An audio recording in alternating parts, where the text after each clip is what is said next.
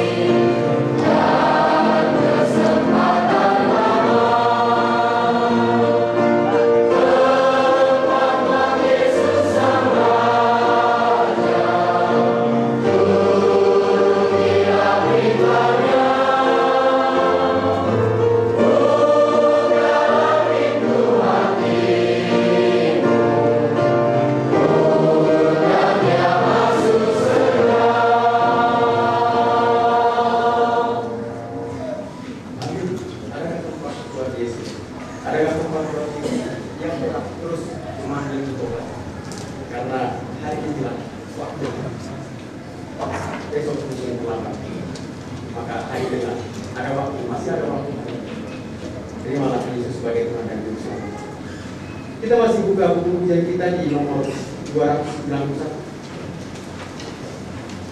Ketika kita sudah menerimanya sebagai Tuhan dan perjuangan kita, ada tempat berlabuh, kita nyanyikan di bait yang pertama, kedua, dan kelima saja. Tempat berlabuh. Mari kita lihat kata-kata di dalam lagu ini. Nomor 1, 2, dan 5 saja. Tempat berlabuh.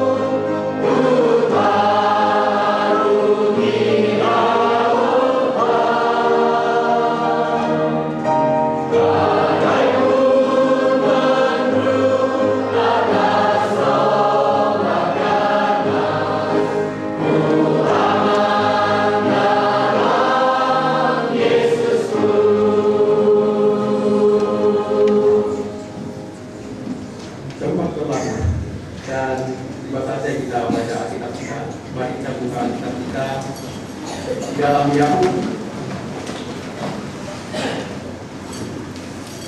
Yakobus pasal yang kelima ayat yang ke-7 hingga ayat yang ke-11. Kita baca silih berganti. Saya akan baca ayat yang ke-7 dan semua sekalian baca ayat yang ke-8. Dan kita silih berganti hingga ayat yang ke-11.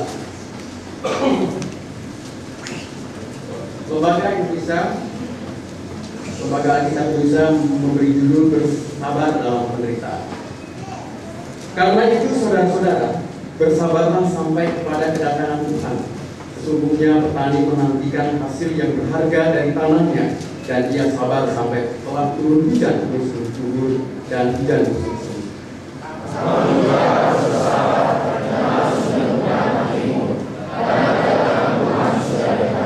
Saudara-saudara, janganlah kamu bersungguh-sungguh dan saling mempersalahkan, supaya kamu jangan dihukum. Sesungguhnya hakim telah berdiri di ambang pintu. Saudara-saudara,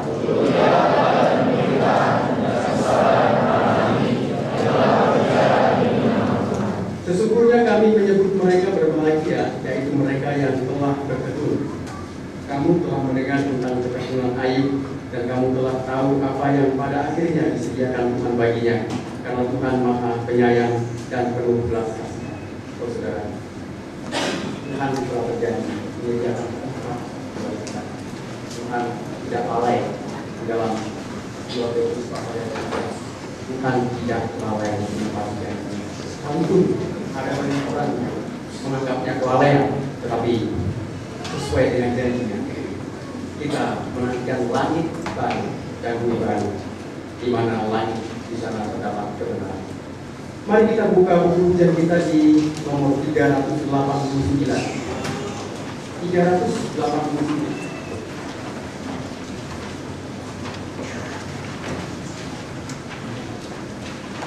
Bukunya di sana. Dan setelah lagu ini kita akan mendengarkan persembahan Ensemble Lonceng. Kita akan dengar bersama-sama setelah kita nyanyikan lagu ini. Baik, saya undang untuk bagi berdiri. 389.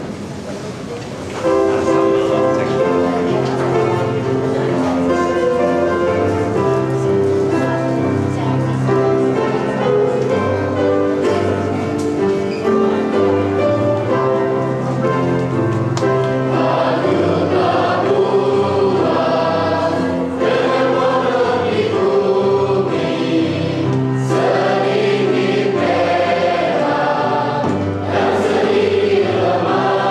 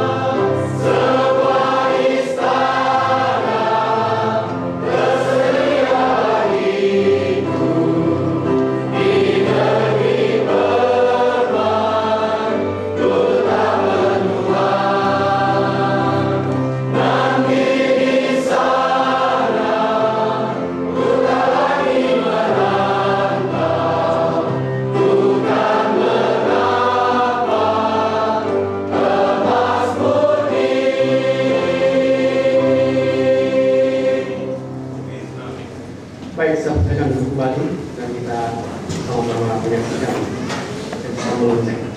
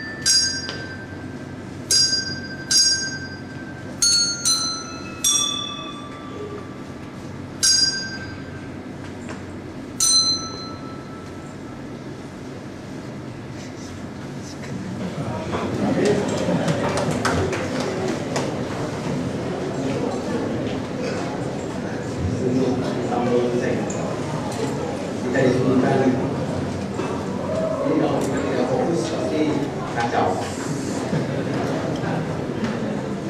Kita yang menyaksikan saja karena takut salah. Oke, kita akan mengumpulkan persembahan kita dan sambil menyanyikan bintang dan permata bagi tugas oleh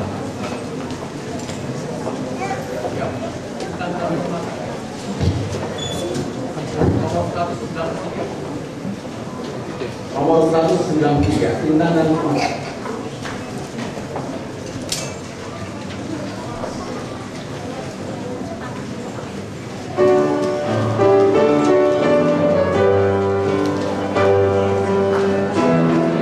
Amen.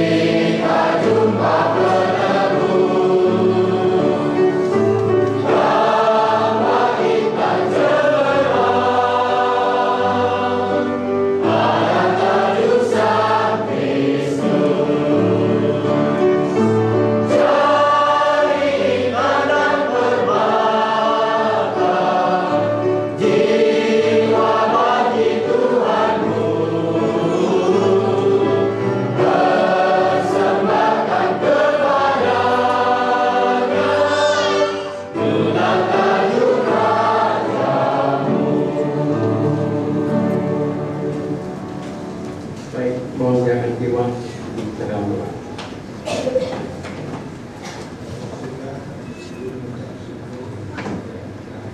Kami mempunyai kesempatan untuk memuji nama Tuhan.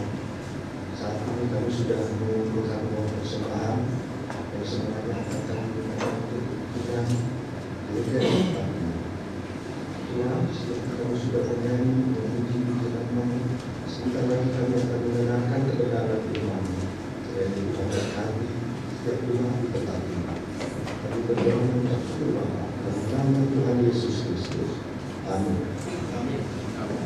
Kembali, kita akan menjadikan lagu nomor 369 dan di bait yang kedua silakan para turun, dan di ayat yang keempat, bait yang keempat ayat setelah itu yang belum bisa mendengarkan firman Tuhan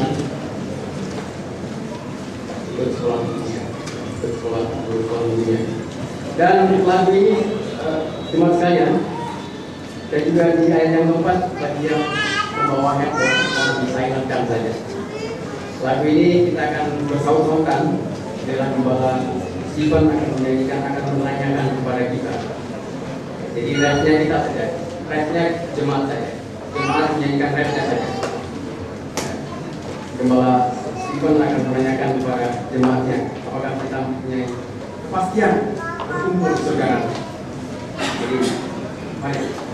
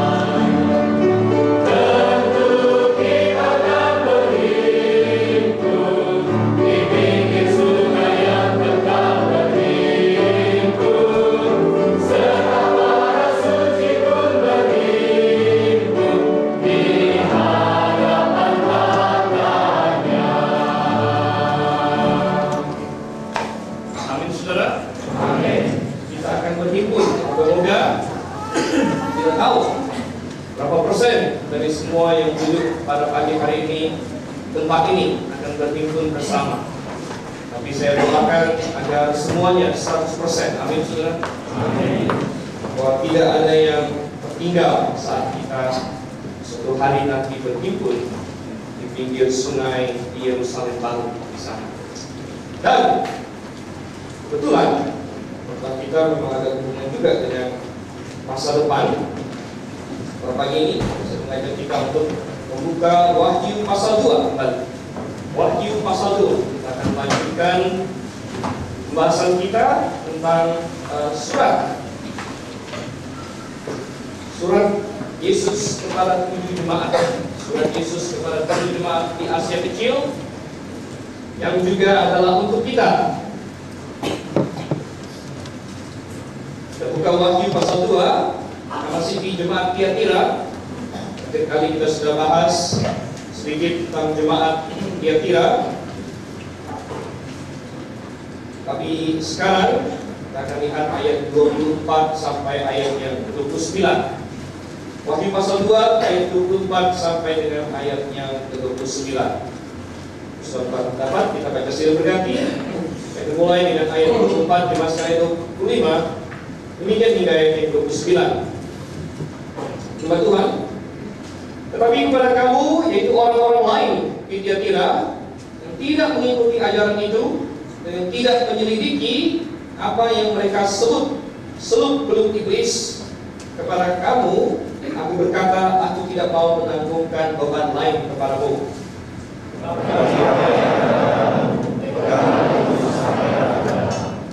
Dan barang siapa menang dan melakukan pekerjaanku sampai kesudahannya, kepadanya akan kukaruniakan kuasa atas bangsa-bangsa.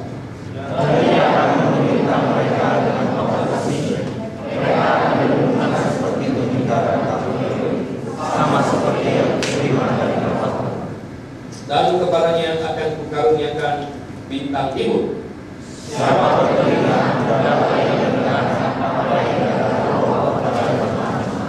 Mari kita berdoa. Bapa di surga, kami sungguh mengucap syukur atas firman-Mu, mengucap syukur atas kebenaran-Mu, mengucap syukur atas keselamatan Kau sediakan di dalam Yesus bagi setiap orang yang bertobat dan percaya kepada Tuhan. Pada pagi hari ini kami yang mengaku sebagai jemaat Tuhan, kalau berkumpul kami bersekutu satu dengan yang lain, dengan satu hati menyanyi memuji nama, suatu puji-pujian yang mencetuskan isi hati kami, yang meninggikan Kau dalam hidup Tuhan. Kiranya Kau berkenan atas semua pujian kami. Dan sekarang ya Tuhan, kami ingin merenungkan firman-Mu, mengetahui apa yang Kau ingin katakan kepada kami, ingin menyelami pesan-Mu untuk kami lakukan dalam hidup kami. Kiranya Roh-Mu yang mengambil alih hati dan pikiran, menerangi dan menggunakan firman-Mu untuk membenarkan kami. Kami berdoa dalam nama Yesus Kristus saja, Tuhan dan Juru Selamat kami. Amin. Baik, Bapak Ibu saudara yang kasih dalam Tuhan, kita masih ingat tentang jemaat Tiatira, bukan? Jemaat Tiatira adalah jemaat ketiga dari 7 jemaat kepada siapa Yesus mengirimkan surat pada akhir abad pertama. Ini adalah wahyu terakhir Tuhan untuk zaman jemaat lokal. Sama seperti Maleakhi adalah wahyu terakhir Tuhan kepada Israel pada zaman Perjanjian Lama, demikian juga kitab Wahyu adalah penyingkapan yang paling terakhir dari Tuhan kepada kita di zaman gereja ini sebelum Dia menutup kantornya. Oleh karena itu mengandung pesan-pesan yang sedemikian mendalam yang menulis kepada tiang penopang dan dasar kebenaran di zaman ini, yaitu tidak lain adalah jemaat. Kita lihat bahwa Dia menulis kepada 7 jemaat, berarti bahwa tidak ada satu jemaat pun yang berada di atas jemaat lain. Tidak ada sistem sinode di dalam Perjanjian Baru. Sinode adalah penyimpangan yang lahir dari kepausan. Tuhan tidak menulis kepada sinode di Asia Kecil. Tuhan tidak menulis kepada Roma untuk Roma supaya dia bagi-bagikan kebenaran kepada yang lain. Tidak. Tuhan menulis kepada 7 jemaat. Dan 7 jemaat ini masing-masing berdiri sendiri, masing-masing memberi pertanggungjawab sendiri kepada Tuhan. Demikian juga GBI Agrave suatu hari akan memberi pertanggungjawab kepada Tuhan. Kita tidak akan memberi pertanggungjawab untuk apa yang dilakukan oleh GBI Kebenaran. oleh GBIA Petra yang sudah independen, karena mereka telah jemaat sendiri. Apalagi untuk jemaat-jemaat independen lain yang sesat-sesat. Kita tidak akan memberi pertanggungjawaban untuk itu, tapi kita akan memberi pertanggungjawab untuk apa yang terjadi di GBIA Grafe ini. Dan Tuhan terutama menulis kepada malaikat jemaat. Malaikat jemaat adalah gembala sidang. Gembala sidangnya Tuhan tangkap sebagai yang paling bertanggung jawab. Tentu semua anggota jemaat ikut bertanggung jawab, tapi gembala sidangnya yang paling bertanggung jawab di sini untuk arah dari sebuah gereja. Dan kita sudah melihat di ayat sebelumnya jemaat Tiatira, jemaat yang tidak seimbang, jemaat yang penuh dengan pekerjaan-pekerjaan yang baik. Kalau kita lihat di dalam ayat yang ke-19, aku tahu segala pekerjaanmu, mereka penuh dengan pekerjaan baik, tetapi mereka telah membiarkan seorang wanita yang disebut wanita Isabel untuk mengajarkan kesesatan-kesesatan kepada jemaat di tempat itu. Tapi sudah dalam Tuhan, kita tidak akan membahas itu lagi. Kita ingin membahas mulai dari ayat 24 sampai 29. Ternyata tidak semua orang di jemaat Tiatira sudah terjemaat. Tidak semua jemaat di sana ikut tersesatkan. Tidak semua mengikuti pengajaran wanita Isabel ini.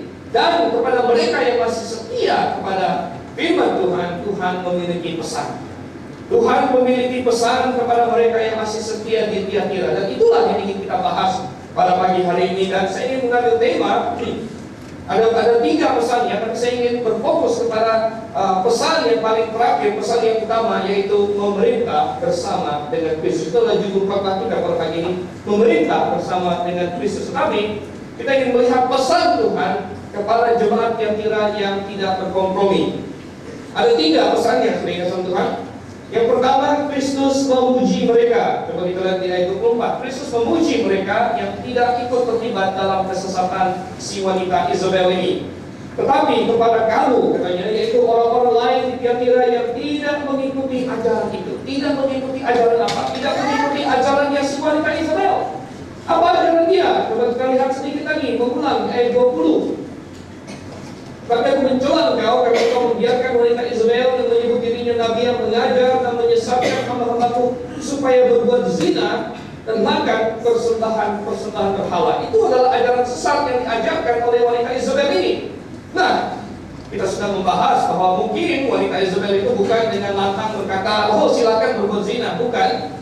Tapi ini mungkin ada hubungannya dengan pada waktu itu di Tiatira ada banyak serikat-serikat kerja. Serikat-serikat kerja ini seringkali membuat pertemuan di kuil-kuil berhala, dan berbarengan dengan urusan bisnis, mereka juga menyembah berhala. Berbarengan dengan mereka punya bisnis meeting, mereka sekaligus juga di sana melakukan perzinahan dan melakukan penyembahan berhala. Dan sulit sekali bagi seorang yang ikut dalam industri tembaga, industri emas di Tiatira waktu itu untuk bisa maju ke dalam bisnisnya kalau dia tidak ikut dalam serikat-serikat kerja itu, kalau dia tidak ikut di dalam komplotan itu. Dan mungkin ada serikat kerja yang berkata, oh hari minggu ini kita akan ketemu di kuil Apollo, atau minggu ini kita akan ketemu di kuil mana lagi. Dan orang-orang Kristen ada yang ikut dalam industri-industri itu. Mungkin ada pengrajin-pengrajin emas, ada pengrajin-pengrajin tembaga di situ yang bertanya di dalam jemaat, sebagai orang Kristen, bolehkah kami ikut ke sana? Bolehkah kami ikut dalam pertemuan-pertemuan itu? Dan kalau kami ikut, kemungkinan kami akan ikut terseret di dalam, di situ makan persembahan berhala, mungkin malah ikut berzina di situ. Dan wanita Isabel ini berkata, silakan, ya, mungkin untuk mempertahankan penghidupan kamu, untuk supaya kamu bisa maju dalam bisnis kamu perlu untuk ikut dalam pertemuan-pertemuan itu. Jadi silakan. Dan dengan jalan itu wanita Isabel ini membuka bagi anggota-anggota jemaat Tiatira, mereka sangat vulnerable terhadap perzinahan dan penyembahan berhala. Itu adalah ajaran sesat yang dia ajarkan. Tapi saudara kasih Tuhan, ada di jemaat Tiatira yang tidak mau ikut seperti itu. Oh, saya harap kalau Kristus datang di tengah-tengah kita, dia yang berjalan di antara kaki-kaki dia. Kalau dia berjalan di lorong-lorong kita, lorong-lorong ruang kebaktian. Kalau sebelum kebaktian kita ada doa dulu, biasa kita bagi lorong, saudara. Bagi lorong, ya, siapa yang persembahan lorong 1, lorong 2. Kalau kita bayangkan Yesus sedang berjalan di lorong-lorong kita, di lorong-lorong kita, dan dia menyelidiki setiap dari kita. Akankah dia mendapatkan bahwa kita adalah jemaat yang tidak berkompromi, jemaat yang tidak mengkompromikan moral, tidak mengkompromikan doktrin, yang walaupun mungkin saya terancam kehilangan penghidupan saya, walaupun saya terancam akan kehilangan pekerjaan saya, walaupun saya terancam akan kehilangan berbagai hal ini, hal itu, saya tidak akan melanggar firman Tuhan. Jangan sampai jemaat Gracia adalah jemaat yang berkompromi, yang kemudian mengajarkan silakan demi untuk bisa hidup, ya silakanlah Anda melanggar firman Tuhan. Tidak, saudara satu. Ada di jemaat Tiatira yang tidak ikut seperti itu. Kemudian kita lihat lebih lanjut lagi apa yang dikatakan di bagian B dari ayat 24 ini. Yang tidak menyelidiki dan yang tidak menyelidiki apa yang mereka sebut seluk-beluk iblis. Seluk-beluk iblis. Dalam King James Version dikatakan the depths of Satan, kedalaman setan.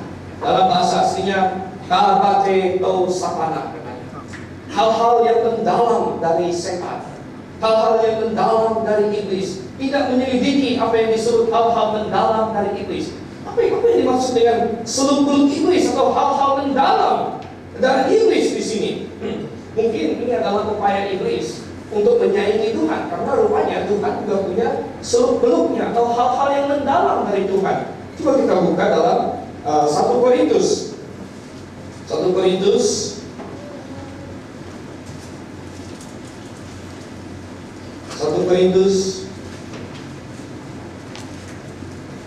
pasal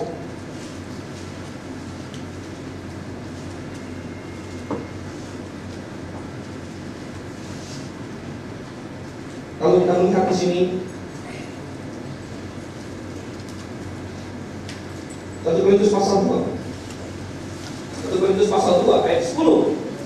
1 Korintus 10 pasal 2 ayat 10 dikatakan, karena kepada kita Allah telah menyatakannya oleh Roh, sebab Roh menyelidiki segala sesuatu, bahkan hal-hal yang tersembunyi dalam diri Allah.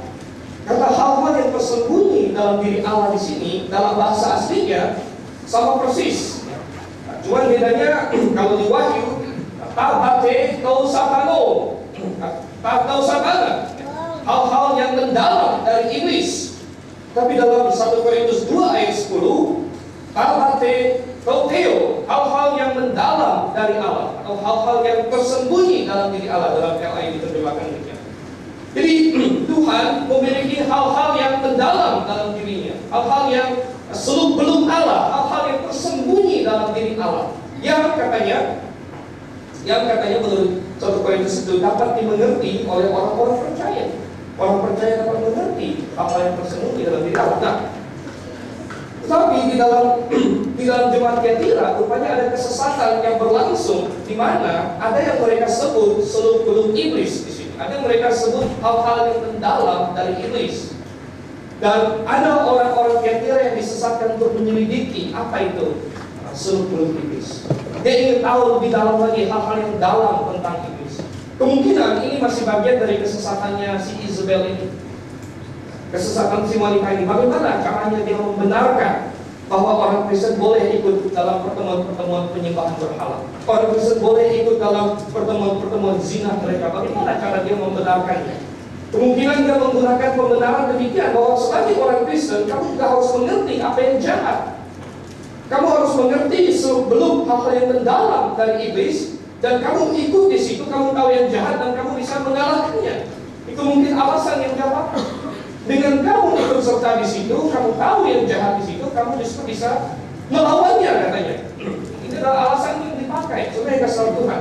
Seringkali alasan ini juga dipakai oleh banyak orang Kristen untuk membenarkan tindakan-tindakan salah mereka. Oh, kenapa kamu merokok? Oh iya, kalau saya nggak tahu merokok, saya nggak bisa menasihati orang yang merokok nanti. Jadi saya harus merasakan merokok dulu. Kenapa kamu minum-minum? Oh iya, saya harus kenal dulu minum itu bagaimana. Kalau saya menasihati orang supaya tidak minum, nanti dia tanya, kamu sendiri pernah minum nggak? Oh, kamu nggak, saya nggak pernah minum, nanti nasihat saya dianggap kosong. Jadi saya harus merasakan dulu yang jahat. Saya harus kenal dulu seluk-beluk iblis, kedalaman iblis, dan benar Baru kemudian saya bisa berguna bagi Tuhan. Baru saya bisa benar-benar benar. Itu adalah argumen yang dipakai di sini mungkin. Tetapi Tuhan sangat tidak suka dengan cara seperti ini. Bahkan Tuhan memuji orang yang katanya tidak mau menyelidiki seluk-beluk iblis. Tidak mau ada hubungan dengan hal seperti itu. Tidak mau tahu seluk-beluk iblis ini sudah pasti jahat. Dan saya tidak perlu ikut serta dalamnya untuk bisa keluar dari kejahatan ini. Oh, saudara, ada begitu banyak orang yang tertipu oleh argumen-argumen seperti ini. Bagaimana kamu bisa tahu itu jahat kalau kamu tidak pernah coba? Silakan coba dulu. Kalau jahat ya nggak apa-apa, keluar nanti kamu nasihatin orang lain. Saudara, saya pernah berkata minggu lalu kalau nggak salah, di mana orang yang bodoh tidak belajar dari pengalaman. Orang pintar belajar dari kesalahannya sendiri, tapi orang berhikmat belajar dari kesalahan orang lain. Ketika kitab pengkhotbah ditulis, Salomo yang menuliskan kitab pengkhotbah, dia berkata, aku sudah mencoba segala sesuatu. Aku sudah merasakan kesenangan, kenikmatan di bawah matahari. Apa yang disukai manusia. Banyak selir, katanya aku sudah coba. Bidwanita, aku sudah coba. Harta kekayaan, perak, aku yang paling banyak punya, semua sia-sia. Bodohlah orang yang berkata, saya belum pernah seperti Salomo, jadi saya mau coba dulu seperti Salomo. Saya sudah merasakannya di dalam dosanya dan dia menuliskannya. Pintarlah orang yang berkata, saya tidak perlu merasakan yang jahat itu untuk tahu itu jahat. Saya tidak perlu menyelidiki seluk-beluk iblis. Saya tidak perlu tahu kedalaman iblis. Baru saya bisa keluar daripadanya. Tetapi saya bisa mempertahankan hati yang suci. Oh, itu yang Tuhan puji dari sebagian jemaat yang Tiatira. Kalian tidak mengikuti ajaran si Isabel ini dan kalian tidak mau menyelidiki seluk-beluk iblis. Saudara yang kasih Tuhan, kadang-kadang ada hal yang lebih baik kita tidak usah tahu. Tidak semua pengetahuan itu baik. Ada hal yang lebih baik kita tidak tahu.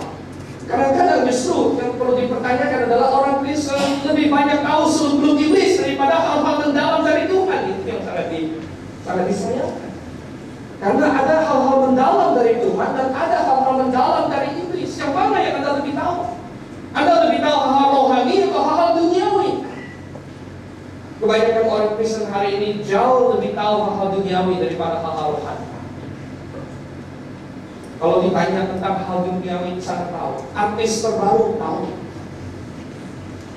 Siapa penyanyi yang lagi naik daun, hafal. Lagu-lagu hit top 10, tahu semua. Tetapi kalau ditanya tentang Alkitab, berapa banyak yang dia tahu? Wah, apa itu? Siapa itu? Dia tidak tahu Alkitab. Siapa Yunus? Siapa Daniel? Siapa Yehezkiel? Ayo ikut sekolah minggu dewasa, nggak usah. Lagi ada itu rumor selebriti, saya nggak ada yang mendengar itu.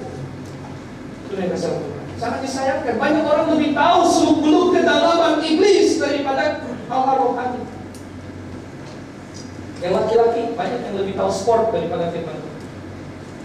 Siapa top skor Liga Premier sekarang? Robin van Persie 15 gol. Nah, kebetulan kemarin yang tak saya tahu. Bukan berarti Anda tidak boleh suka olahraga. Siapa daftar pemain klub favorit sampai yang di bangku cadangan pun dia tahu. Pemain mudanya pun dia tahu. Bukan berarti tidak boleh, tapi apakah dia mengerti firman Tuhan? Apakah dia memahami firman Tuhan? Apakah dia lebih tahu hal-hal duniawi daripada hal-hal setan, daripada hal Tuhan? Ada banyak yang sebenarnya kita tidak tahu, tapi kita kok tahu juga. Tapi bagaimana dengan hal yang kita perlu tahu? Ada jemaat yang tidak mau menyelidiki seluk-beluk iblis. Kami tidak perlu tahu apalagi terlibat di dalam. Saya tidak perlu terlibat dalam hal seperti itu. Saya tidak mau terlibat dalam hal seperti itu. Tidak peduli dibohongi dengan berkata, oh kamu harus terlibat dulu baru bisa menang daripadanya. Jangan tertipu oleh hal seperti itu. Coba kita lanjut, kita buka kembali Wahyu pasal 2 di sini. Kristus memuji mereka. Ada pesan Tuhan pada sisa di sini. Yesus memuji mereka. Tetapi yang kedua, kita melihat Kristus menasihati mereka. Kristus memuji mereka. Yang kedua, Kristus menasihati mereka. Apa nasihatnya? Ada yang ayat 25. Tapi apa yang ada padamu, peganglah itu sampai aku datang. Oke, kalian bagus. Kalian hai sebagian jemaat Tiatira yang tidak mengikuti kesesatan ini, kalian bagus. Maka di 24b, aku tidak mau menanggungkan beban lain kepadamu, tetapi ada nasihat Tuhan menasihati mereka. Apa yang ada padamu, peganglah itu sampai aku datang. Apa yang ada padamu, peganglah itu sampai aku datang. Apa yang perlu dipegang? Apa yang ada pada jemaat Tiatira yang perlu dipegang? Apa yang ada pada mereka? Apa yang ada padamu? Apa yang mereka miliki? Oh, yang jelas nomor satu, mereka memiliki keselamatan. Mereka memiliki iman kepada Yesus Kristus, itu perlu dipegang. Mereka memiliki pengakuan iman, mereka memiliki kepercayaan kepada Yesus, itu perlu dipegang. Coba kita lihat dalam 1 Korintus 15. 1 Korintus pasal 15, ayatnya yang kedua, atau dari 1 dan 2. 1 Korintus 15 ayat 1 dan 2. Dan sekarang saudara-saudara, aku mau mengingatkan kamu kepada Injil yang aku beritakan kepadamu dan yang kamu terima, dan yang di dalamnya kamu teguh berdiri. Oleh Injil itu kamu diselamatkan, asal kamu teguh berpegang padanya, seperti yang telah kuberitakan kepadamu, kecuali kalau kamu telah sia-sia saja menjadi percaya. Tuhan berkata, Injil menyelamatkan. Injil menyelamatkan. Injil bukan mudah-mudahan. Injil bukan mungkin masuk surga, tapi Injil mengatakan siapa yang percaya kepada Yesus akan masuk surga. Tapi tentu bukan langsung diselamatkan, tapi harus percaya kepada Injil. Dan percaya ini jangan sampai dilepas. Harus tetap percaya. Teguh berpegang kepada. Teguh berpegang. Berpegang. Coba kita buka lagi Ibrani pasal 4. Ibrani pasal yang keempat, ayat yang ke-14. Ibrani pasal 4 ayat yang ke-14 berbunyi, karena kita sekarang mempunyai imam besar agung yang telah melintasi semua langit, yaitu Yesus anak Allah. Baiklah kita teguh berpegang. Dan kebetulan kata teguh berpegang di dalam bahasa aslinya sama persis dengan di Wahyu pasal 2 ini. Teguh berpegang. Teguh berpegang pada pengakuan iman kita. Teguh berpegang pada pengakuan iman. Ini nomor satu sendiri, karena apa yang ada padamu, apa yang ada padamu. Saya senang dengan lagu yang tadi dinyanyikan oleh atau dipilih oleh saudara Christian. Aku punya Isa. Aku punya Isa. Aku punya Isa. Di dunia ini, kata lagu itu, aku puas dengan sebuah pondok, sedikit emas, sedikit perak. Di dunia ini belum tentu kita punya apa-apa. Di dunia ini mungkin kita tidak punya banyak harta benda, tetapi apa yang ada padamu, kata Yesus, peganglah itu. Apa yang ada padamu, peganglah itu. Apa yang kita punya, apa yang kita punya bisa kita pegang. Emas kita pegang. Oh, tidak bisa. Ketika saatnya mati, ya sudah. Kalau dalam ilustrasi malaikat datang menjemput, Tuhan malaikat saya mau angkat ini emas, nggak bisa. Emas itu berat loh. Malah jatuh lagi. Tapi kalaupun bisa dibawa sampai ke surga juga sia-sia. Tidak bisa dibawa. Tidak bisa dibawa. Tapi apa yang ada padamu, peganglah itu. Apa itu? Yang jelas nomor satu keselamatan. Karena orang yang tidak memiliki apa-apa pun, kalau dia adalah anak Tuhan, nomor satu dia punya iman, dia punya keselamatan, dia punya Injil yang telah menyelamatkan dia. Itu sudah harta paling besar, dan itu harus dipegang. Apalagi yang harus dipegang? Apalagi yang dimiliki oleh jemaat Tiatira, yang bisa dimiliki oleh semua orang di dunia ini? Tentu bukan rumah mereka, tentu bukan pekerjaan mereka. Apa yang ada padamu, peganglah itu. Keselamatan mereka. Yang kedua, yang dimiliki oleh setiap orang yang percaya selain keselamatan adalah firman Tuhan. Firman Tuhan. Apa yang ada padamu, peganglah itu. Keselamatan dan firman Tuhan yang kita miliki. Firman Tuhan yang telah Tuhan pelihara bagi kita. Karena tahu Alkitab ini buku yang paling banyak diserang sepanjang zaman, buku yang paling banyak mau dimusnahkan, buku yang paling dibenci, tetapi yang sampai hari ini paling banyak dibaca orang. Oh, ini adalah sungguh bukti Alkitab ini firman Tuhan. Tidak ada kitab suci agama lain yang diserang seperti Alkitab. Kenapa? Karena yang menyerang itu iblis. Jadi iblis namanya sangat punya dia sendiri. Oleh karena itu Anda tidak akan melihat kitab suci agama lain diserang habis-habisan, tapi Alkitab dari zaman ke zaman diserang terus. Dari zaman ke zaman ada yang menyerangnya secara intelektual, ada yang menyerangnya secara fisik di belakang, tetapi kok masih ada. Di abad pertengahan seorang filsuf Prancis namanya Voltaire berkata, tidak lama lagi Alkitab akan ditinggalkan. Tidak lama lagi Alkitab akan menjadi barang kuno yang hanya akan ada di museum-museum. Tidak lama lagi manusia akan sedemikian maju, tidak ada lagi yang membaca Alkitab. Ironisnya, Voltaire yang ateis itu akhirnya mati. Dan rumahnya belakangan dibeli oleh lembaga pencetak Alkitab. Dan dari rumahnya Alkitab dicetak kemana-mana. Dan ternyata yang masuk museum itu Voltaire, bukan Alkitab. Karena akhirnya siapa tahu Voltaire hari ini? Jarang orang tahu Voltaire kecuali orang yang mungkin dia belajar filosofi atau lain sebagainya. Tetapi Alkitab terus menjadi buku yang paling diminati. Oh, Allah memelihara kitab ini. Pegang itu. Coba kita buka dalam 2 Tesalonika 2. 2 Tesalonika pasal 2 ayat yang ke-15.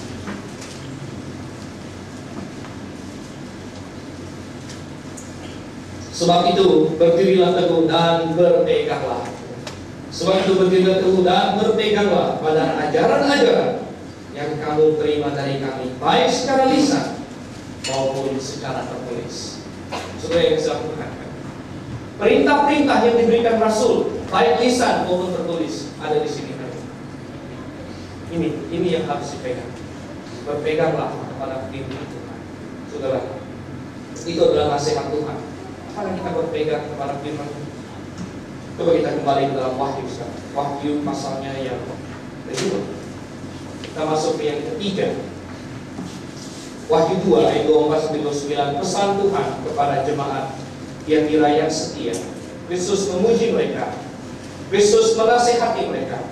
Dan yang ketiga, Kristus menjanjikan mereka. Kristus menjanjikan mereka. Dan sebenarnya ini adalah bagian yang ingin saya tekankan dalam khotbah ini. Kristus menjanjikan mereka. Kita lihat dari ayat 26. Dan barang siapa menang, dan barang siapa melakukan pekerjaanku sampai kesudahannya, kepadanya akan kukaruniakan kuasa atas bangsa-bangsa. Dan ia akan memerintah mereka dengan tongkat besi. Mereka akan diremukkan seperti tembikar tukang periuk, sama seperti yang kuterima dari Bapakku. Kristus berjanji kepada mereka. Apa janjinya? Dia berjanji yang satu, bahwa orang percaya akan memerintah bersama dengan dia. Orang percaya akan memerintah bersama dengan dia. Nah, ada banyak yang bisa kita tanya di sini. Kita belajar sedikit mengenai eskatologi. Kapan ini akan digenapi? Kristus berjanji, barang siapa menang akan kukaruniakan kuasa atas bangsa-bangsa. Kapan Tuhan? Kapan? Oh, hari ini? Apakah hari ini kita memerintah bangsa-bangsa? Tidak.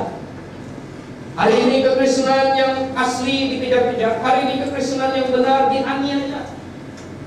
Oh, penganiayaan masih terjadi di negara-negara yang tertutup, di Cina, di negara-negara komunis, bahkan di negara-negara Katolik penganiayaan terus berlangsung. Bahkan di negara ini pun penganiayaan terus berlangsung.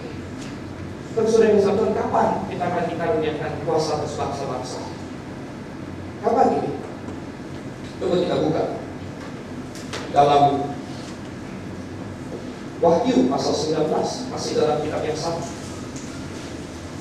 Janji diberikan di pasal 2 dan akan digenapi di pasal 19 dan 20.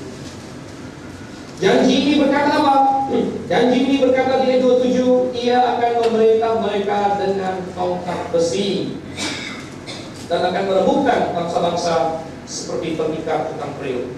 Itu janjinya. Penggenapannya di ayat 19. Kalau kita lihat dari pasal 4 kitab Wahyu sampai dengan pasal 19, itu bicara mengenai 7 tahun kesusahan, saudara. 7 tahun kesusahan. Jadi coba kita lihat sebentar outline kitab Wahyu. Outline kitab Wahyu adalah pasal 1 pendahuluan. Pasal 1 pendahuluan. Kemudian pasal 2 dan pasal 3 itu adalah surat kepada 7 jemaat. Itu adalah masa jemaat lokal. Kita saat ini sedang di pasal 2 dan pasal 3. Kita saat ini sedang menjalani masa jemaat lokal, sama seperti Efesus, Tiatira, Sardis, semua yang lain. Kita sedang di zaman jemaat lokal. Kemudian lihat pasal 4. Lihat di pasal 4 ayat 1. Ini melambangkan rapture, hari pengangkatan. Pasal 4 ayat 1. Sesudah pasal 2 dan pasal 3, setelah masa jemaat lokal selesai, kemudian di pasal 4 ayat 1, kemudian daripada itu aku melihat sesungguhnya sebuah pintu terbuka di sorga, dan suara yang dahulu telah kudengar berkata kepadaku seperti bunyi sangkakala. Katanya, naiklah kemari, naiklah kemari. Ada bunyi seperti sangkakala berseru, naiklah kemari. Dan ini cocok dengan dalam 1 Tesalonika pasal yang keempat. 1 Tesalonika pasal 4 dari ayat 16, sebab pada waktu tanda diberi, yaitu pada waktu penghulu malaikat berseru dan sangkakala Allah berbunyi, maka Tuhan sendiri akan turun dari sorga, dan mereka yang mati dalam Kristus akan lebih dahulu bangkit. Sesudah itu kita yang hidup, yang masih tinggal, akan diangkat bersama-sama dengan mereka dalam awan menyongsong Tuhan di angkasa. Itu terjadi di awal pasal 4 dalam kitab Wahyu. Jadi pasal 2, pasal 3 itu masa jemaat lokal. Pasal 4 ayat 1 melambangkan rapture, hari pengangkatan, dan itu bisa terjadi kapan saja. Bisa terjadi 5 menit lagi, bisa. Sudah Anda siap? Bisa terjadi pagi malam. Bisa terjadi saat kita sedang kebaktian sore nanti, kebaktian bahasa Inggris. Kalau Tuhan datang, kita lagi kebaktian bahasa Inggris, Anda ada di mana? Bisa terjadi besok. Bisa terjadi tahun depan. Bisa terjadi kapan saja. Tapi ketika rapture terjadi, maka kita masuk ke Wahyu pasal 4 sampai Wahyu pasal 19. Ini adalah masa 7 tahun kesusahan. Wahyu pasal 4 sampai dengan Wahyu pasal 19 adalah 7 tahun kesusahan. Di situ ada berbagai malapetaka. Tuhan menumpahkan murkanya kepada dunia ini. Ada malapetaka. Nah, kemudian Wahyu 19. Kita masuk ke Wahyu 19 di sini. Wahyu 19 adalah akhir dari masa kesusahan. Dan pada akhir kesusahan itu, Yesus akan turun dari sorga. Kita baca mulai dari ayat 11. Setelah 7 tahun kesusahan, lalu aku melihat sorga terbuka. Di akhir tribulation. Ayat 11. Sesungguhnya ada seekor kuda putih, dan ia yang menungganginya bernama yang setia dan yang benar, yang menghakimi dan berperang dengan adil, dan matanya bagaikan nyala api. Siapa ini? Yesus Kristus. Dan di atas kepalanya terdapat banyak mahkota, dan padanya ada tertulis suatu nama yang tidak diketahui seorang pun kecuali Ia sendiri. Dan Ia memakai jubah yang telah dicelup dalam darah, dan namanya ialah Firman Allah. Siapa itu Firman Allah? Yesus Kristus. Dan semua pasukan di sorga mengikuti Dia. Siapa pasukan di sorga ini, saudara? Oh, ini bukan hanya malaikat. Ini adalah saya. Saya termasuk dalamnya. Ini adalah orang yang sudah di rapture. Ini adalah orang yang sudah diangkat di pasal 4, yang diangkat di 1 Tesalonika 4. Pasukan sorga, ya malaikat juga, tapi saya juga termasuk dalamnya. Anda termasuk? Moga-moga. Jangan sampai Anda di sisi yang salah, Anda ada di bumi gitu. Nanti pada saat sorga terbuka, Kristus turun dari sorga dan pasukan sorga mengikutinya. Anda ada di sebelah mana dari langit? Anda ada di sebelah atas atau di sebelah bawah? Kalau Anda di sebelah bawah, mohon celaka. Moga-moga Anda berada di sebelah atas. Anda turun mengikuti Kristus di sini. Dan lanjut. Dan semua pasukan yang di sorga mengikuti Dia. Mereka menunggang kuda putih dan memakai lenan halus yang putih. Dan dari mulutnya keluarlah sebilah pedang tajam yang akan memukul segala bangsa. Dari mulut Kristus. Dan Ia akan menggembalakan mereka dengan gada besi, tongkat besi, seperti yang dijanjikan kepada jemaat Tiatira. Barang siapa menang, Dia akan memerintah atas bangsa-bangsa kepadanya memberikan tongkat besi. Tongkat besi ini milik Kristus. Ia akan menggembalakan mereka dengan gada besi, dan Ia akan memeras anggur dalam kilangan anggur, yaitu kegeraman murka Allah yang Maha Kuasa kepada jubahnya. Dan pahanya tertulis satu nama, yaitu Raja segala raja dan Tuhan di atas segala Tuhan. Dan Kristus datang pada akhir tribulation di sini. Dia menghancurkan pada waktu itu pasukan antikristus yang berkumpul di Bukit Megiddo dalam perang yang disebut perang Harmagedon itu. Pasukan antikristus dan pasukan iblis telah berkumpul sana, dan Tuhan turun menghancurkan mereka dan memasuki dan mendirikan kerajaan, yaitu kerajaan yang disebut kerajaan 1000 tahun milenium. Jadi dari pasal 19 masuk ke pasal 20. Pasal 20 berbicara mengenai kerajaan 1000 tahun. Coba kita lihat sebentar. Kita lihat di ayat yang keempat, ayat yang panjang. Ayat yang keempat, pasal 20 ayat 4. Lalu aku melihat kata-kata dan orang-orang yang duduk di atasnya. Kepada mereka diserahkan kuasa untuk menghakimi. Aku juga melihat jiwa-jiwa mereka yang telah dipenggal kepalanya karena kesaksian tentang Yesus. Karena firman Allah yang tidak menyembah binatang itu dan patungnya, dan yang tidak juga menerima tandanya pada dahi dan tangan mereka. Dan mereka hidup kembali dan memerintah sebagai raja bersama-sama dengan Kristus untuk masa 1000 tahun. Inilah pemerintahan yang Yesus janjikan kepada jemaat di akhir. Pemerintahan apa? Bukan hari ini. Kalau hari ini jadi pemerintah hari ini juga repot, saudara. Juga repot. Anda boleh tanya salah satu jemaat kita yang sudah jadi wali kota sekarang, Bapak Hasan Karman. Seringkali dia curhat sama Bapak Gembala Sihento. Oh, susah kalau dalam sistem. Susah kalau dalam sistem. Di mana yang lain semua korup atau benar pun susah. Nah, kalau kita dijanjikan pemerintahan hari ini pun itu bukan pemerintahan yang baik. Tetapi Tuhan tidak menjanjikan kita pemerintahan hari. Tapi Dia berkata nanti, aku akan memberikan kamu kuasa atas bangsa-bangsa. Dan kamu akan menggunakan gada besi, akan menghancurkan mereka. Seperti apakah keadaan di dalam milenium itu? Kalau misalnya Anda disuruh jadi pemerintah, kan tergantung. Anda disuruh jadi raja atas apa dulu? Raja atas Ethiopia, raja atas apa? Dan disuruh jadi raja atas apa dulu? Jangan-jangan negara yang dikasih kepada Anda negara yang sudah miskin, kering, yang sudah ini hancur dulu. Nah, disuruh jadi pemerintah di sini. Tapi seperti apakah keadaan dalam milenium? Coba kita buka dalam Yesaya. Yesaya pasalnya yang ke-65. Yesaya pasal yang ke-65.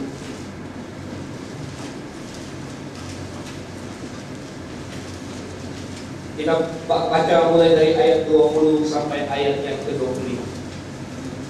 Yesaya pasal 65 ayat 20 sampai ayat yang ke-25. Ini adalah situasi kerajaan yang Tuhan janjikan itu. Di sini dikatakan di situ tidak akan ada lagi bayi yang hanya hidup beberapa hari. Tidak ada lagi keguguran, tidak ada lagi stillbirth dalam bahasa kedokteran, anak yang lahir langsung mati. Atau orang tua yang tidak mencapai umur suntuk. Sebab siapa yang mati pada umur 100 tahun masih akan dianggap muda. Dan siapa yang tidak mencapai umur 100 tahun akan dianggap kena kutuk. Baru minggu lalu ada kejadian duka, salah seorang yang kita kenal, kita juga ikut rumah duka, meninggal pada usia yang muda, masih belasan tahun. Dan hari ini meninggal usia belasan tahun, dianggap oh sayang sekali, dia masih sangat muda. Tetapi puji syukur di masa milenium tidak akan ada yang seperti itu. Tidak akan ada yang seperti itu. Bahkan mati 100 tahun pun dianggap muda. Kalau hari ini mati 100 tahun dianggap sudah cukup lah. Saya melihat kadang-kadang dokter di Indonesia dengan dokter di luar negeri itu agak beda memang. Saya pernah sering jaga di RSCM dulu. Kalau ada bapak-bapak sudah tua, sakit jantung apa, dokter biasa menyarankan ya sudah cukup lah Pak. Sudah cukup lah, sudah 80-90. Ini agak beda dengan luar negeri. Kalau di Amerika, biar mereka sudah 90-100 tahun masih mau operasi. Pokoknya masih mau lanjut lagi terus. Tapi kalau di Indonesia sudah cukup lama usianya, sudah lumayan banyak tahunnya. Tapi di masa milenium 100 tahun masih muda. Mengapa? Karena manusia bisa hidup terus. Bahkan katanya umurnya akan seperti umur pohon katanya. Nanti kita akan sampai ayat 22. Umur manusia, umur umatku akan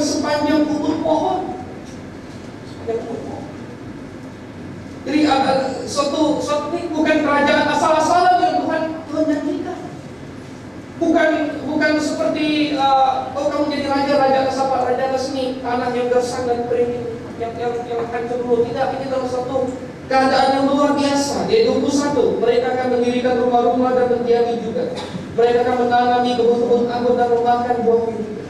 Mereka tidak akan mendirikan sesuatu supaya orang lain mendiaminya. Tidak akan ada penyerobotan. Mereka tidak akan menanam sesuatu supaya orang lain memakan buahnya. Tidak ada kejahatan. Sebab mulut umat itu akan sepanjang mulut pohon dan orang-orang pilihan itu akan menikmati pekerjaan tangan mereka. Bahkan kita baca ayat 25. Keadaan sudah kembali seperti di Taman Eden. Ayat 25 dikatakan serigala dan anak domba akan bersama-sama makan rumput. Singa akan makan jerami seperti lembu dan ular akan hidup dari debu. Tidak akan ada yang berbuat jahat atau yang berlaku busuk di segenap gunung yang kudus. Firman Tuhan. Ini adalah kerajaan yang Tuhan janjikan. Kerajaan yang Tuhan janjikan kamu akan memerintah di dalamnya. Mungkin ada yang bertanya, kalau kita orang percaya memerintah di sana, siapa yang diperintah? Siapa yang diperintah? Jangan ini, serigala-serigala ini yang diperintah, bukan? Jadi kalau kita lihat ceritanya,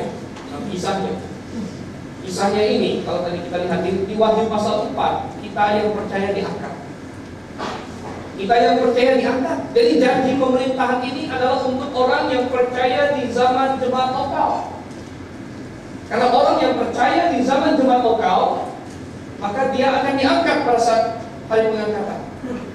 Nah, sisanya yang tidak percaya masuk ke dalam masa tribulation. Masuk ke dalam zaman tribulation ini, sebagian akan bertobat. Nah, mungkin Anda akan berkata, oh kalau gitu saya nggak usah cepat-cepat bertobat hari ini, nanti sesudah masa tribulation saja saya bertobat. Jangan salah sih. Belum tentu ada hidup. Kan di dalam tribulation lebih dari 2/3 manusia mati. Belum tentu ada punya kesempatan hidup di sini. Tetapi orang yang masuk tribulation sebagian akan bertobat. Dan yang bertobat ini lalu masuk ke dalam milenium juga. Tapi masuk ke dalam milenium dalam tubuh jasmani. Masuk ke dalam milenium dalam tubuh jasmani dan menjadi rakyatnya kita. Nah, jadi Anda mau diselamatkan kapan? Anda mau diselamatkan sekarang? Anda ikut diangkat. Anda ikut diangkat, turun bersama Yesus dan menjadi pemerintah bersama Yesus. Pemerintah atas siapa? Pemerintah atas mereka yang diselamatkan pada masa tribulation. Masuk ke dalam milenium dalam tubuh jasmani dan anak-anak mereka. Dan anak-anak mereka. Jadi sudah yang asal Tuhan, pemerintah atas bangsa-bangsa sebagai raja. Oh, itu adalah janji. Sekarang saya tanya lagi, pada siapakah janji ini diberikan? Coba kita lihat dalam Wahyu. Apakah kepada saya? Apakah kepada Anda? Apakah janji ini termasuk Anda? Coba lihat kriterianya. Kita lihat Wahyu pasal 2 tadi, ayat 26. Siapa yang mendapat janji ini? Dan barang siapa menang? Barang siapa menang? Menang apa? Menang lotre? Bukan. Barang siapa menang? Ada banyak email-email palsu, lotre green card lah, apalah. Saya mau menang? Tidak. Barang siapa menang? Siapa yang menang? Siapa yang menang? Coba kita buka 1 Yohanes pasal 5. Di sini kita diberitahu siapa yang menang. Siapakah yang akan ikut memerintah bersama Kristus? Siapakah yang menang? Barang siapa menang? Coba kita lihat 1 Yohanes pasal 5 ayat yang keempat dan kelima. 1 Yohanes ini ditulis oleh Rasul Yohanes juga. Dan Wahyu juga ditulis oleh Rasul Yohanes. Jadi dia mendefinisikan diri sendiri siapa yang menang. 1 Yohanes 5 ayat 4. Sebab semua yang lahir dari Allah mengalahkan dunia. Semua yang lahir dari Allah, semua yang disebut anak Allah itu siapa? Semua yang sudah diselamatkan oleh Yesus Kristus. Dan inilah kemenangan yang mengalahkan dunia, iman kita. Siapakah yang mengalahkan dunia selain daripada dia yang percaya bahwa Yesus adalah anak Allah? Barang siapa menang? Siapa yang menang? Dia yang sudah diselesaikan dosa. Dia yang sudah mendapat jaminan masuk surga. Dia yang sudah dilahirkan. Dia yang sudah diselesaikan kejahatannya dan kesesatannya. Apakah itu termasuk Anda? Hanya Anda yang bisa menjawab. Bukan anggota gereja, saudara.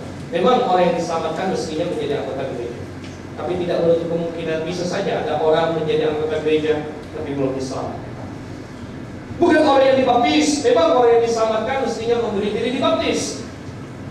Tapi tidak tertutup kemungkinan ada orang yang memberi diri dibaptis tanpa diselamatkan. Bukan orang yang rajin melayani. Memang orang yang diselamatkan mestinya memberi diri baptis, menjadi anggota gereja dan rajin melayani. Tetapi tidak tertutup kemungkinan ada orang yang mungkin giat secara luar, tetapi tidak memiliki hakikat rohani dalam diri. Oleh karena itu, masing-masing harus bertanya kepada diri masing-masing, apakah saya sudah menang? Apakah saya sudah menang atas neraka? Apakah saya sudah menang atas dosa-dosa saya karena sudah saya serahkan kepada Yesus Kristus? Dan Dia sudah menanggungnya di atas saya salib bagi saya. Sudahkah itu terjadi? Dan kalau itu belum terjadi, saudara, ini adalah hal yang paling penting dalam hidup ini. Kalau Anda sudah menang, luar biasa indah masa depan. Dan kalau Anda masih di dalam kuasa dosa, betapa murah masa depan bagi Anda di neraka. Jangan tunda. Hari ini adalah hari keselamatan, kata firman Tuhan.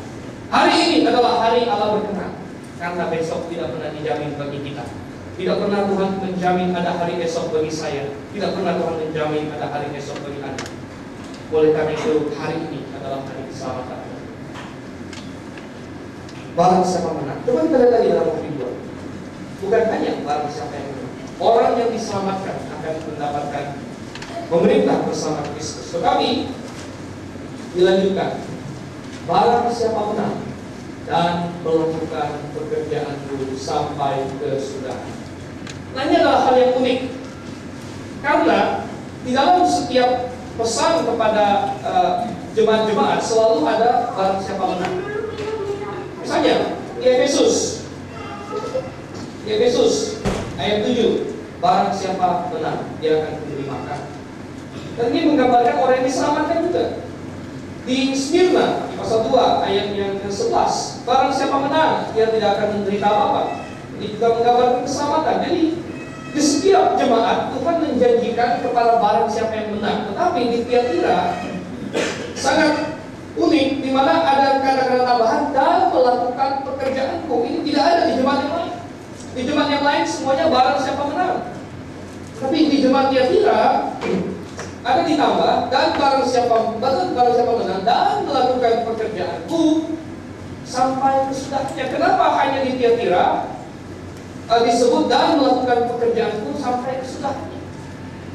Karena sifat dari apa yang dijanjikan, yaitu memerintah.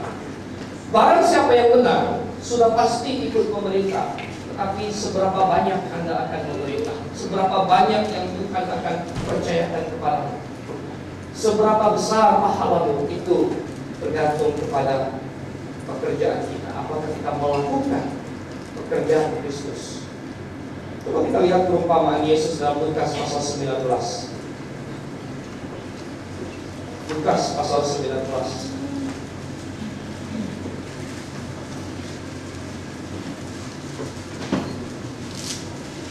Di sini ada perumpamaan tentang uang mina. Jadi kita persingkat saja.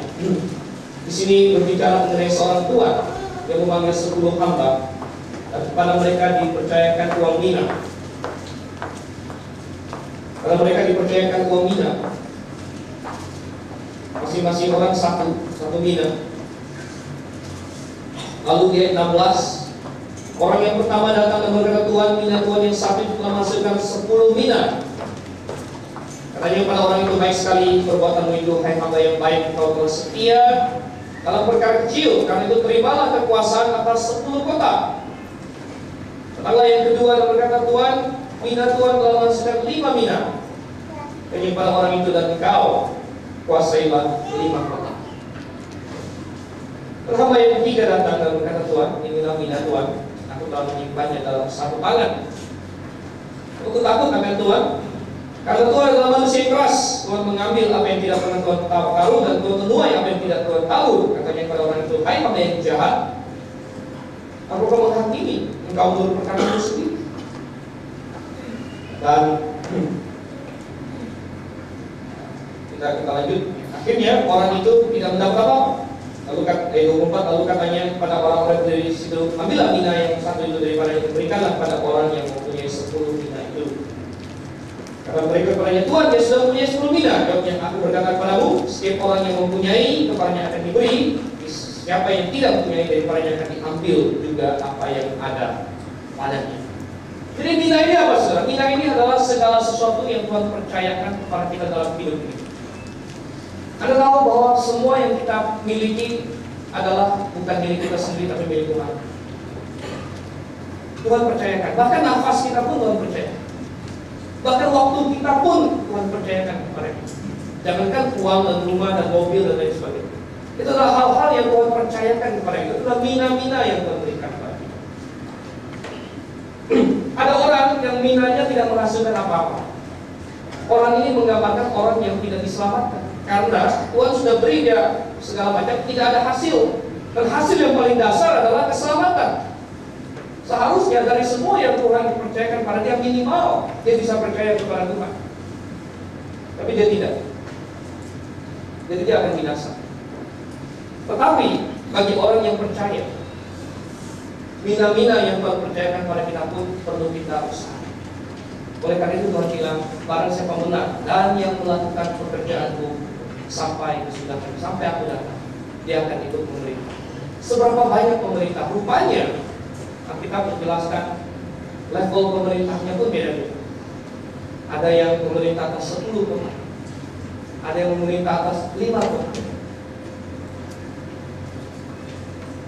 Kita sering bercanda waktu itu di kelas Wahyu atau apa itu, di kelas Wahyu sering bercanda.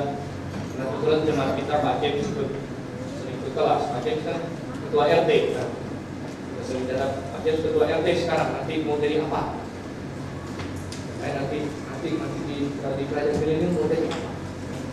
Sudah bercanda. Jadi Tuhan menjanjikan berkuasa atas 5 kota, kuasa atas 10 kota. Bagaimana ya? Lakukan pekerjaan. Lakukan pekerjaan. Itu dikatakan. Kembali ke dalam Wahyu pasal 2. Wahyu 2 ayat 26. Barang siapa menang dan melakukan pekerjaanku sampai kesudahan. Sampai kesudahan. Kepadanya akan dikaruniakan kuasa atas bangsa-bangsa. Tuhan berjanji bahwa kita akan ikut memerintah bersama dengan Dia. Kemudian kita lihat saudara, kita segera kamu tutup. Kita lihat di ayat 28. Apalagi yang Tuhan janjikan? Satu, Dia berjanji kita akan memerintah bersama dengan Dia. Dan yang kedua, Dia menjanjikan bintang timur, dan kepadanya akan dikaruniakan bintang timur. Apa ini? Bintang timur. Bintang timur. Hari ini banyak orang mengejar bintang macam-macam. Bintang kejora, bintang pangkat. Bintang apa ya? Tapi Kristus berkata, aku akan mengambil kepada bintang timur. Alkitab menjelaskan Alkitab sendiri. Kalau kita buka Wahyu pasal 22, apa itu bintang timur? Wahyu pasal 22 ayat 16. Wahyu 22 ayat 16. Aku Yesus telah mengutus malaikatku untuk memberi kesaksian tentang semuanya ini kepadamu. Bagi jemaat-jemaat, aku adalah tunas, yaitu keturunan Daud, bintang timur yang hilang gemilang. Bintang timur adalah Yesus sendiri. Yesus berkata, aku akan mengaruniakannya bintang timur. Dia bukan hanya akan memerintah bersama Kristus, tapi dia akan mendapat bagian dalam persekutuan dengan Kristus sendiri. Ini adalah hal yang paling indah, mendapat bagian dalam Kristus sendiri, memiliki Kristus untuk diri kita sendiri. Bukan Kristus bukan akan menjadi raja yang jauh waktu itu, yang kita harus bikin appointment dulu. Saya mau ketemu Tuhan Yesus, tunggu sebentar kata malaikat. Mungkin dalam 2347 tahun lagi, karena banyak listnya, waiting list. Tidak. Tapi Tuhan akan mengaruniakan para bintang timur dirinya sendiri. Kita akan memiliki akses konstan dengan Yesus. Kita akan punya persekutuan yang tak terputus dengan Yesus Kristus ketika kita berada di dalam kemuliaan nanti. Saudara, kita tutup dengan ayat 29. ayat 29 dalam Wahyu pasal 2. Siapa bertelinga, hendaklah ia mendengarkan apa yang dikatakan Roh kepada jemaat. Saya yakin kita semua punya telinga di sini. Ada yang tidak punya telinga? Kita semua punya telinga jasmani. Tapi tentu yang dimaksud adalah kalau ada punya telinga rohani. Siapa bertelinga? Dengar. Ada kebenaran. Pengkhotbah hanya bisa menguraikan kebenaran. Tapi bagaimanakah kebenaran itu diterima? Adakah efeknya dalam hidup ini? Oh, saya tahu janji Tuhan tentang memerintah bersama dengan Dia. Lalu apa? Apa yang harus kita lakukan dalam hidup? Adakah kita, oh ya, saya ingin berbuat bagi Tuhan kalau begitu. Saya ingin ikut memerintah bersama dengan Dia dengan luar biasa. Saya ingin melakukan pekerjaannya. Atau kalau Anda belum diselamatkan, Anda harus pastikan diri Anda diselamatkan. Siapa bertelinga? Baiklah dia mendengar apa yang dikatakan Roh kepada jemaat.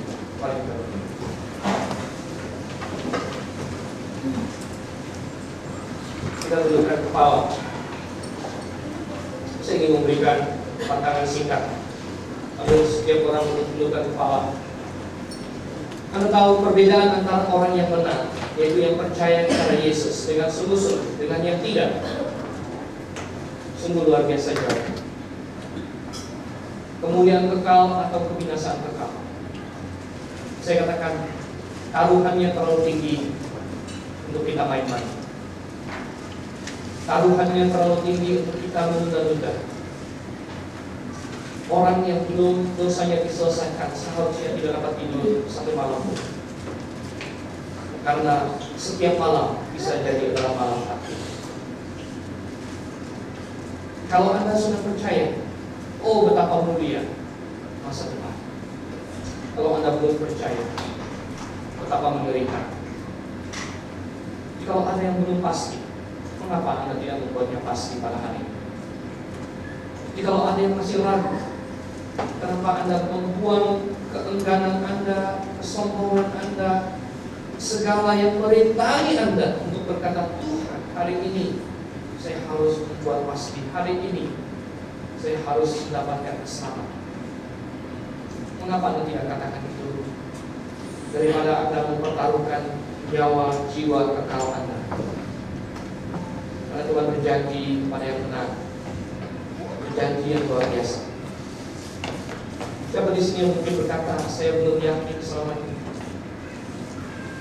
Tetapi hari ini saya ingin membuatnya pasti, saya ingin membuatnya pasti. Angkat tangan. Kalau ada yang ingin di hadapan, mungkin ada keraguan dalam diri saya. Mungkin saya belum pasti saya diselamatkan.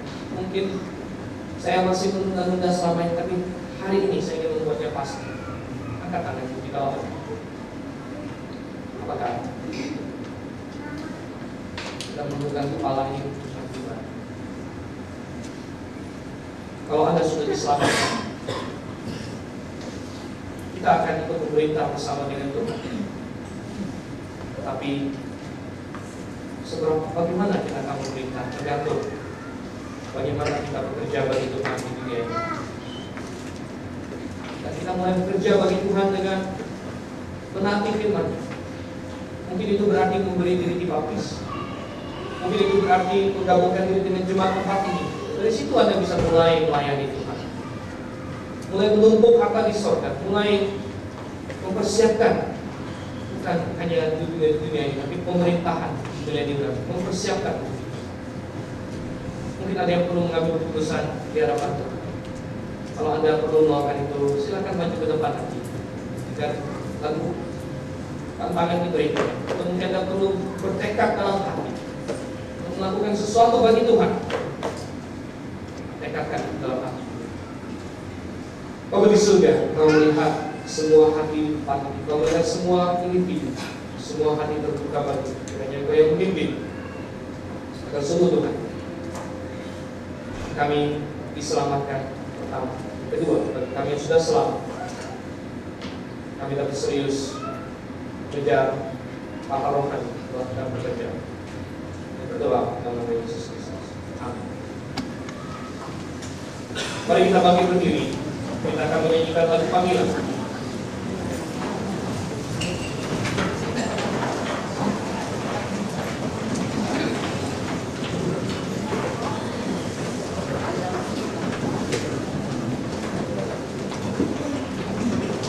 nomor 150 sebagaimana ada. Saya nyanyikan ayat 1, 2, dan 6. Kalau Anda perlu maju ke depan, kita perlu menyatakan keselamatan diri Anda. Atau mungkin Anda perlu taat kepada Tuhan dan menyerahkan diri dibaptis untuk bergabung dengan jemaat di sini. Itu langkah awal. Langkah awal ketaatan. Mempersiapkan diri melakukan pekerjaan Tuhan. Ingat, kita akan ikut pemerintah bersama dengan ini. Atau mungkin Anda perlu bertekad dalam hati Anda. Ada tantangan pribadi, mungkin hanya Anda yang tahu. Tuhan tantangan bagi diri Anda. Anda perlu merespon secara pribadi pada Tuhan sambil kita menyanyi lagu ini. Tapi kalau Anda perlu secara publik membuat keputusan, maju ke depan yang 1, 2, dan 5.